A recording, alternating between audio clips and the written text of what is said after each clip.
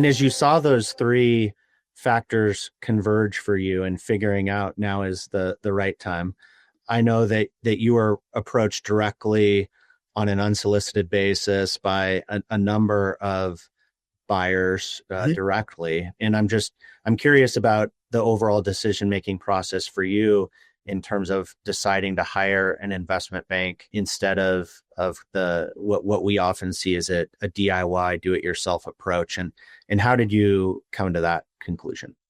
I didn't come up with the quote that I'm about to give. In fact, I might be stealing it from you, Scott, but even doctors don't do surgery on themselves, right? And CEO founder types like us, me, and others, there's a lot to like about us, but let's be honest, there's a lot to be wary of. We tend to have big egos. We tend to think we're smart and all that kind of stuff, and we understand sales. And if you've been preparing yourself and your company for a sale and you're in a decent market, chances are you've been having confidential private conversations inbound and maybe outbound for years. So I understand personally the thought, you know what, maybe we'll just do this ourselves and save the money. Because, no offense, Scott, investment bankers tend to charge a lot of damn money. But there is a but. So why would you do it is your question. And I guess what I wanted to say is I understand why it's tempting, very tempting to think, you know what, I'm just going to do surgery on myself. But it really is surgery is the truth.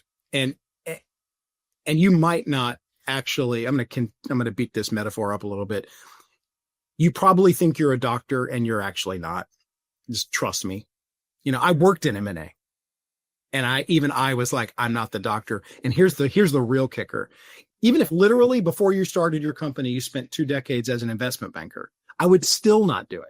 And that's because I found a lot of value in not being the one driving the process from literally a project management and a communications and a detail management standpoint, but also from a negotiating and a heat shield standpoint. It's nice to have a heat shield. You need one. And that's even more true if you would like to not have your company tank during the process, which is, I think, the number one way to not sell your company or have a disappointing outcome is if your business takes a downturn or you take your eye off that ball during what will guaranteed be a very stressful, very detailed, it's like an extra job on top of your job. So for all of those reasons, and I'm not here to sell anything, I'm just telling you, I've lived experience. Because I could have probably sold my firm without the help of an investment banker. And I'm so glad I didn't for the reasons I just said.